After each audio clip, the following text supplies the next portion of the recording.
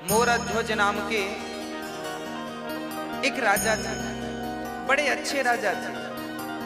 उनका नियम था कि दान करके ही भोजन ग्रहण करते थे। और याद रखना मेरी माँ, हम हिंदुओं का धर्म यह है कि हम जब रोटी बनाएं तो पहली रोटी नियम से गौ माता की निकालें। हम हिंदुओं का कर्तव्य है कि हम आखिरी रोटी कुत्ते को निकालें। हमारा कर्तव्य है कि हम अपने घर से एक थाली भोजन दीन दुखी और गरीबों को खिलाएं। पहले जब हम भोजन करते थे हमारे भारत में, तो हमारे बाप दादा बाहर निकल कर देखा करते थे कि हमारे द्वार पर कोई बैठा तो नहीं। अच्छा, पहले के घर ऐसे बनते थे कि घर के बाहर बैठने की पट्टी होती थी। पुराने घर ऐसे बनते थे कि कोई भी आके बाहर बैठ जाता, और हम लोग भी बाहर कभी कभी घर वाले भी बैठते चर्चाएं। तो पहले हर घर में ऐसा व्यवस्था थी कि बाहर बैठने की पट्टी हुआ करती, पर्ची बोलते थे बाहर, आंगन बोलो, आंगन अलग, पर्ची होती थी। जब आप भोजन करने बैठे तो बाहर निकलकर जरूर देखें कि आपके बाहर कोई है तो नहीं भूखा। ऐसा तो नहीं कि आप अंदर भोजन कर रहे हैं और बाहर कोई आपके घर पे ही भूखा बैठा है। आपके द्वार पर कोई भूखा बैठा है, उसके पेट भरने की जिम्मेदारी आपकी। ये हमारे भारत का धर्म है, हमारा धर्म है, हमारे वेद यही सिखाते हैं। इसलिए अपनी एक थाली आप कभी जाया करो गरीबों के बीच में। इसलिए यहाँ अन्न क्षेत्र बढ़ता है कि एक थाली आप किसी को बाहर आपके कोई मिले ना मिले, एक एक थाली करते करते आपके 365 दिन में आपकी 365 थालियां हो गई। इसलिए यहाँ एक बार अन्न क्षेत्र में आप एक बार अन्न क्षेत्र कराते हैं तो एक साथ 2000 साधु भोजन कर लेते हैं, एक साथ सब लोग खा लेते हैं। तो रोज रोज नहीं खिला पाओ, तो इसलिए अन्न क्षेत्र होता है कि आप सभी को अपने हाथ से प्रसाद बांटे, अन्न क्षेत्र दें। हाँ, तो आपका नियम है, हमारा नियम हो कि हम रोज दें, ना तो फिर साल में एक बार ऐसे अच्छे कार्यों से जुड़ जाएं नियम से। मोरध्वज का भी यही नियम था। रोज ब्राह्मणों को बुलाते, उनके चरण धोते, उनकी सेवा करते, उनकी वंदना करते, उनको भोजन कराते, और उनके कहने पर जो वो कहते वो दान करते। दान अपने मन से नहीं करते थे, ब्राह्मण से पूछते थे आपको क्या चाहिए, जो वो कहते हैं वो दान करते। वो कहें कि हमें गाय चाहिए तो गाय दान कर देते थे। वो कहें हमें सोना चाहिए, सोना दान। वो कहें हमारे रहने को घर नहीं है तो जमीन दान कर देते। राजा थे, ब्राह्मणों से पूछ कर दान करते थे आपको उनके मन का। ऐसे सत्यनिष्ठ राजा मोरध्वज, इनका डंका बजने लगा पूरी दुनिया में। इनके जैसा राजा, इनके जैसा दानी, इनके जैसा धर्मनिष्ठ ना भूतो ना भविष्य। एक दिन जब भगवान श्री कृष्ण तब अर्जुन ने कहा, चूंकि धर्मराज युधिष्ठिर ने यज्ञ किया था, उस यज्ञ में सबको भोजन, लाखों लोगों को भोजन कराया था, और इतना दान दिया गया था कि ब्राह्मण लेकर जा ना सके, कुछ छोड़कर चले। एक दिन अर्जुन ने बड़े अहंकार से कहा कि कन्हैया, आज तक मेरे भैया जैसा यज्ञ और दान आज तक किसी ने नहीं किया है। भगवान जब अर्जुन ने कहा कि मेरे भाई युधिष्ठिर जैसा यज्ञ, इनके जैसा है कोई धर्मात्मा दानी, तब भगवान मुस्कुरा के बोले, अर्जुन तुम्हारे भाई का नाम तो दानियों में सबसे नीचे। अब अर्जुन इतना दान करने के बाद भी लिस्ट में नीचे ना, तो अर्जुन ने कहा फिर ऊपर किसका नाम? भगवान ने कहा,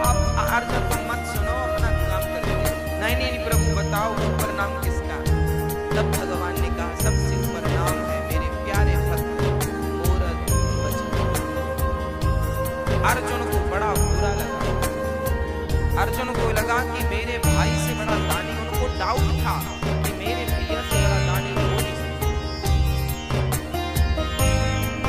अर्जुन बोले प्रभु हमें देखता है, क्या दे सकता है? अरे हमारे भाई ने क्या नहीं दिया? धर्मराज युधिष्ठिर ने इतना दिया, पंडित जी ले जा ना सके, ऐसा वो क्या दे सकता है? अर्जुन मानने को तैयार है, मैं नहीं मानता कि वो दानी है। भगवान बोले तो परीक्षा ले लो। भगवान ने कहा ले लो। अर्जुन ने कहा आपके सहयोग के बिना परीक्षा संभव नहीं। तो प्लान बनाया गया, यमराज जी को बुलाया गया, यमराज को शेर बना दिया गया, तुम शेर बन जाओ। बूढ़े शेर, दांत टूट गए सारे, और अर्जुन ब्राह्मण बन गए और भगवान श्री कृष्ण भी ब्राह्मण बन गए। दो पंडित जी और एक शेर, तीनों चले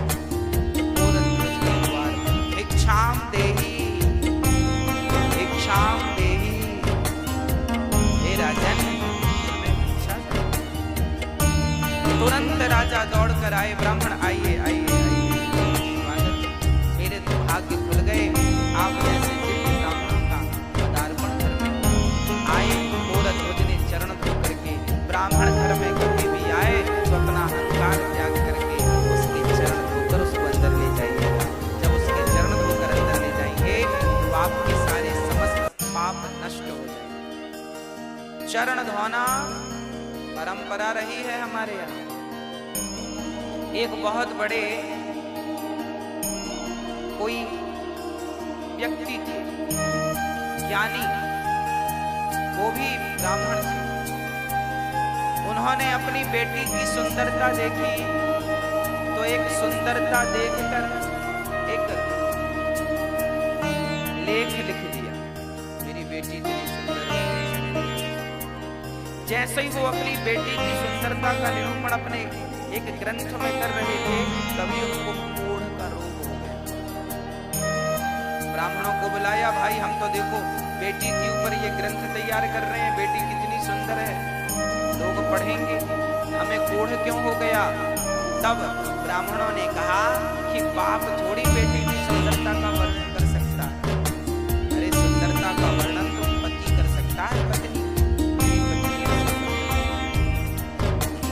आप क्या तैयार कर रहे हैं ग्रंथ? आपको उसी पाप से रोग हो गया है, अब ठीक कैसे होगा? बोले सारे ब्राह्मणों को बिठाओ, इनके चरण धो और इनके चरण के धोए हुए जल से स्नान कर लो, अपने आप आपका रोग ठीक हो जाएगा। जब ब्राह्मणों के चरणों के धोने से स्नान किया तब उनका रोग ठीक हो गया।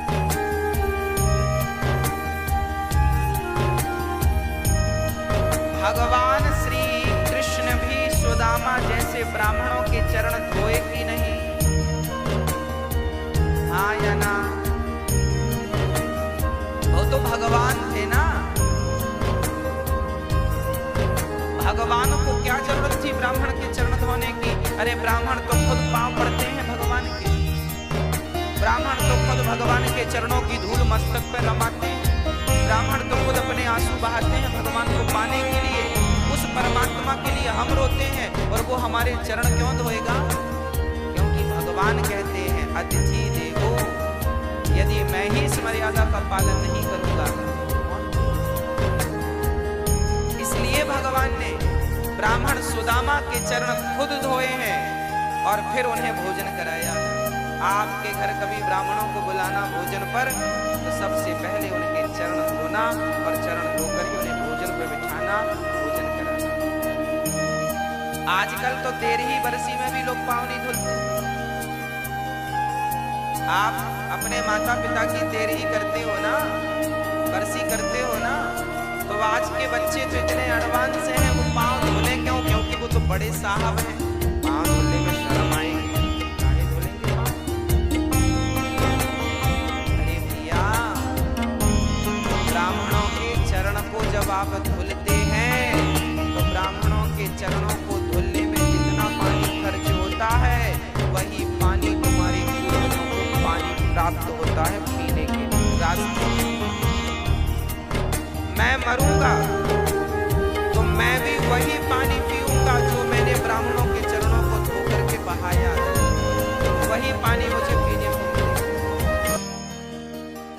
मरेंगे तो आप भी प्यासे मर जाएंगे यदि कभी ब्राह्मणों के चरण नहीं धोए तो। जीवन में जलदान करना चाहिए, जो जलदान करते हैं वो पानी मिलता है आपको। और यदि जलदान नहीं कर पाए तो फिर चरण धो ब्राह्मणों।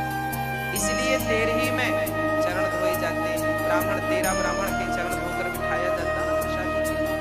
अभी परंपराएं बंद हो गई हैं, लगभग सब मॉडल हो गए हैं, सब बड़े बन गए हैं, छोटा कोई बनना नहीं चाहता। आज एक बार कोई व्यक्ति बड़ा हो जाए उसके बाद छोटा नहीं बनना चाहता। वो कहता मैं तो खुद बड़ा हूं। गलत बात। बड़ा वो नहीं है जो अपने आप को बड़ा बनाए और समझे, बड़ा वो है जो अपने आप को बिल्कुल मसक समान रूप अति लंबू। हनुमान जी लंका गए, बड़े बनकर नहीं गए, छोटे बनकर गए। इसलिए ब्राह्मणों के चरणों से प्रीति, माता पिता के चरणों से प्रीति, माता पिता के चरणों को धोया करो। चलो ब्राह्मणों के चरणों को नहीं धोते हो कोई बात नहीं, माँ के चरणों को धोगे तो उनका जो जल बचेगा वो भी तुम्हें मरने के बाद पानी के रूप में प्राप्त होगा, वही मिलेगा। और नहाने में तुमने जो 20 बाल्टी बहाए हैं ना, उसका रत्ती भर मिलने वाला नहीं।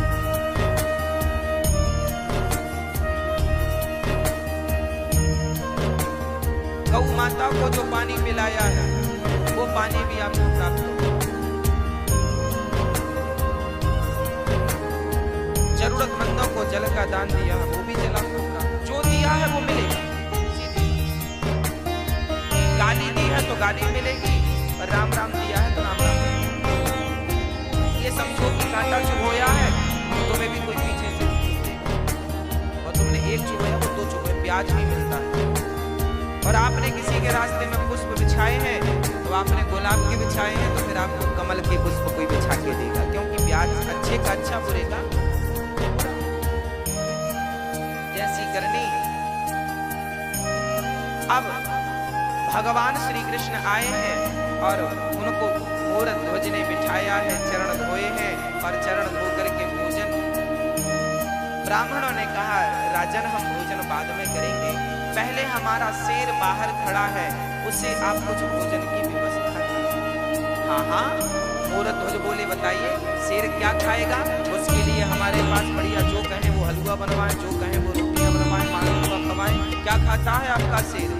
ब्राह्मण कहते हैं राजन हमारा शेर तो देखो सभी शेरों की तरह वो मांसाहार करता है, मांस खाता है। अच्छा, मोर ध्वज बोले कोई बात नहीं, हम मांस की व्यवस्था कर रहे हैं। अच्छा, कहाँ से मांस लाओ? बकरी को मारो ना, गाय को मारोगे ना, राम राम राम राम। मुर्गी को मारो ना ना ना, किसी प्रजा को मारोगे ना ना, प्रजा को भगवान से क्यों मारोगे? मोर ध्वज से भगवान ने कहा फिर तुम कहाँ से मांस लाओगे? मोर ध्वज बोले हमारे पास भी तो मांस है, हम अपना काट के देंगे आपको, अपनी जांघ का मांस दे देंगे, हमारा पेट बड़ा है, पेट का मांस दे देंगे, आपके सिर का पेट मिल जाएगा। देखो एक राजा, वो राजा क्या उसके राज्य में बकरा बकरी नहीं थे? कह देता बकरे को ले लो, बकरा देता हूं मैं ना। जीव हत्या पाप है, अहिंसा ही परमो धर्म। हम किसी की हत्या नहीं करेंगे, अपना मांस काट के देंगे। शिवी ने भी अपना मांस काट के एक कबूतर के लिए दिया। मोर ध्वज बोले अपना, ब्राह्मण बोले सुनो आपका मांस हमारा शेर खाएगा ही। क्यों? बोले आप बूढ़े हैं ना, आपका मांस कठोर हो गया है, और हमारा शेर जो है उसके दांत गिर गए हैं, मुट्ठा हो गया है, कोमल कोमल मांस। फिर किसका? ब्राह्मणों ने कहा पहले संकल्प लो, दान लेने के पहले संकल्प ले लिया, जो मांगेंगे दोगे। मोर ध्वज ने कहा दिया। तो सुनो आपका बेटा है, हाँ हाँ है, ताम्रध्वज, मोर ध्वज का बेटा ताम्रध्वज। अभी उसकी उम्र थी लगभग 5-6 वर्ष, और अभी 5-6 वर्ष पहले हुआ है, अभी बुढ़ापे में बेटा हुआ था, कोई संतान थी नहीं मोर ध्वज। बुढ़ापे में पुत्र का सुख मिला। ब्राह्मणों ने कहा कि आपका बेटा है, हमें अपने शेर के लिए आपके पुत्र का मांस चाहिए। बच्चे का मांस बड़ा कोमल होता है, वो बड़ी आसानी से खा लेगा। आप जल्दी से अपने बेटे को लाइए और उसे खड़ा करिए। और सुनो, हमारे शेर के दांत गिर गए हैं, तो मांस फाड़ नहीं सकता, इसलिए आप दोनों पति पत्नी अपने बच्चे को पीठ से आरे से चीर करके फाड़िए और फाड़ करके मेरे शेर को डालिए। अब तो राजा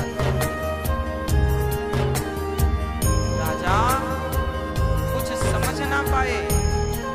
एक पिता एक माँ अपने बेटे को वारे, चलो बेटे का दान तो बहुत लोगों ने किया, पर बेटे को वारे से चीरना, और उस बेटे को जो एक ही बेटा हो, बड़ा लाड़ प्यार का बेटा हो। अब तो राजा का दिल जोर जोर से धड़क। समस्या ये नहीं थी कि बेटे को वारे से चीरना, समस्या तो राजा के सामने यह थी कि बेटे को जबरदस्ती यदि फाड़ेंगे तो बाल हत्या का पाप लगेगा। किसी को जबरदस्ती मारेंगे तो पाप नहीं लगेगा। कभी देखो हमारे यहाँ धर्म कैसा। वो नन्हा सा बालक जो मोर ताम्रध्वज था, वो दौड़ कर आया और पिता से कहने लगा, पिताजी इतना क्या सोचते हैं? आप यही सोच रहे हैं ना कि मैं तैयार हूँ अपना मांस देने को या नहीं? राजा बोले, हाँ बेटा, मैं यही सोच, मेरा धर्म संकट यह था कि मैं आपको जबरदस्ती पकड़कर काट दूं, पाप लगेगा। तब ताम्रध्वज ने कहा, वाह पिताजी, अरे पुत्र का जन्म ही इसलिए होता है कि वो पिता के धर्म की रक्षा करे।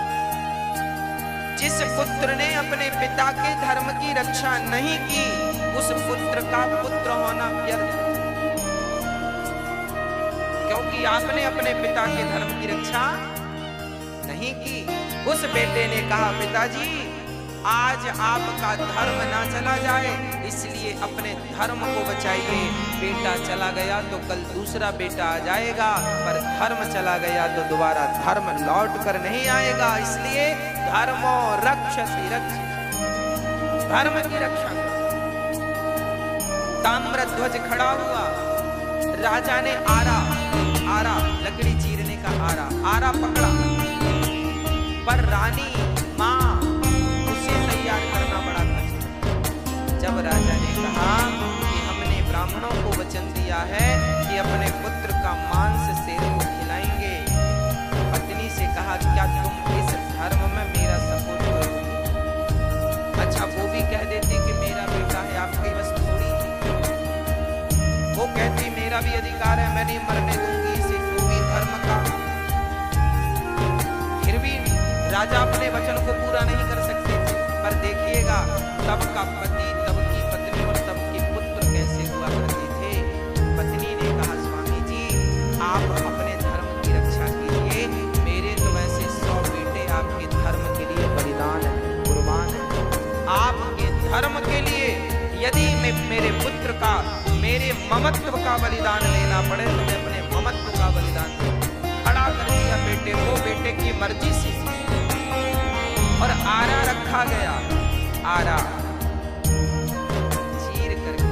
अब आरा सिर पे रखा और जैसे ही आरा चलाने लगे, उस नन्हे से बच्चे ने कहा, पिताजी एक पल के लिए रुक जाइए, माँ रुक जाइए।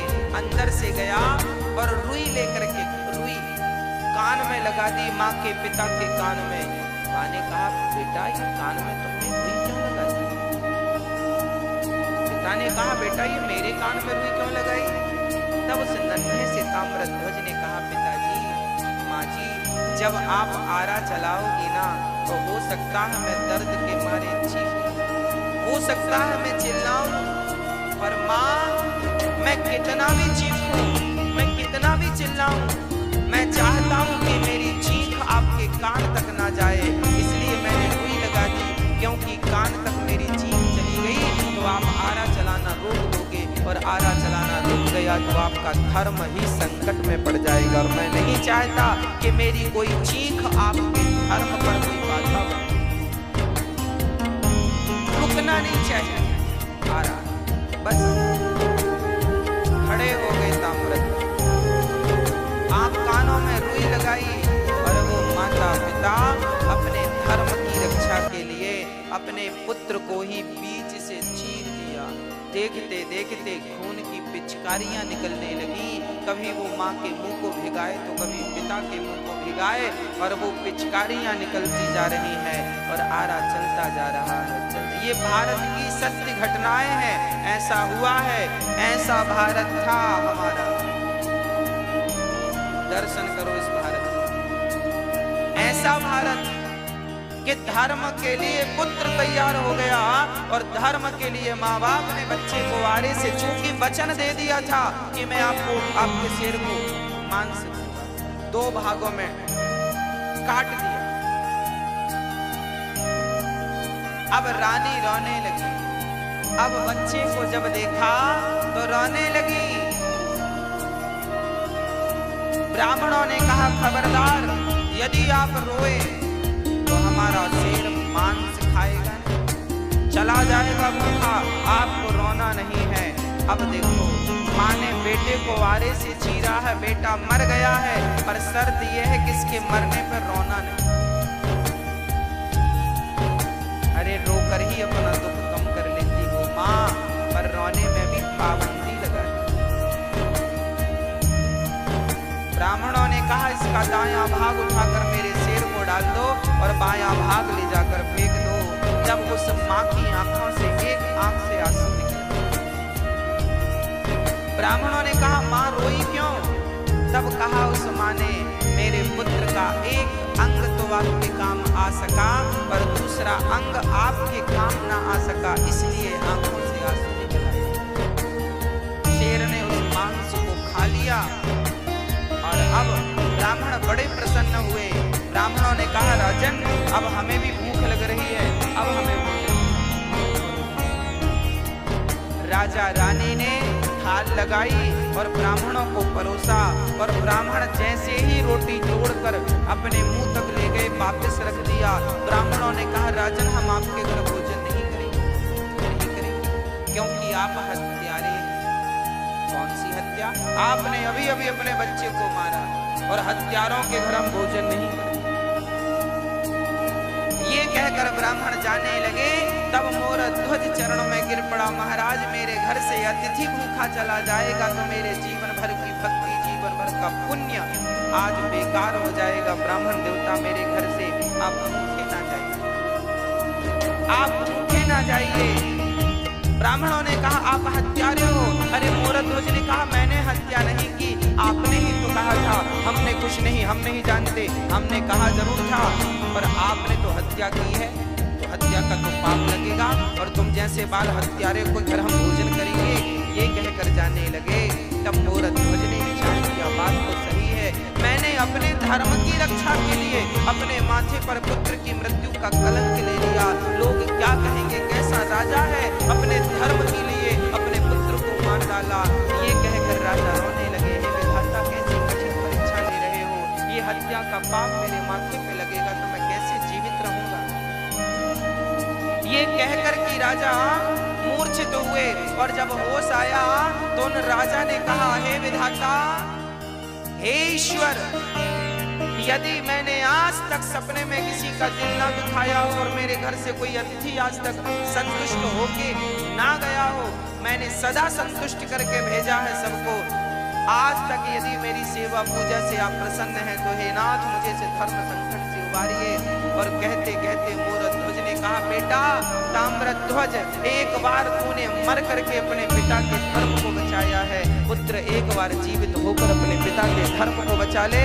यदि आज तू जीवित नहीं हुआ तो तेरे पिता का धर्म चला जाएगा, तेरी मृत्यु व्यर्थ हो जाएगी।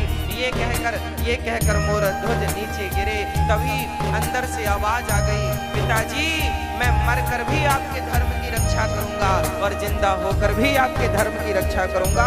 अंदर से दौड़ता हुआ उनका बेटा आया और पिता ने हृदय से लगा लिया और पलट कर देखा तो ना वहाँ कोई शेर था ना कोई ब्राह्मण थे, वहाँ तो स्वयं भगवान श्री कृष्ण शंख चक्र गदा पद्म लेकर के खड़े थे, चतुर्भुज रूप में खड़े थे। अर्जुन की आंखों में आंसू गिर रहे थे, झरझर आंसू निरंतर। मोर ध्वज बोली, प्रभु आप? हाँ, मोर ध्वज रोने लगे। वाह प्रभु, क्या आपको भी मुझ पर भरोसा नहीं है, जो आप मेरी परीक्षा लेने चले आए? अरे कम से कम आपको तो भरोसा होना चाहिए था। भगवान रोने लगे। मोर ध्वज, यदि मैं सबसे कहता कि तू सबसे बड़ा दानी है तो कौन मानता, पर आज तूने साबित करके सिद्ध करके दिखा दिया इस धरा पर, इस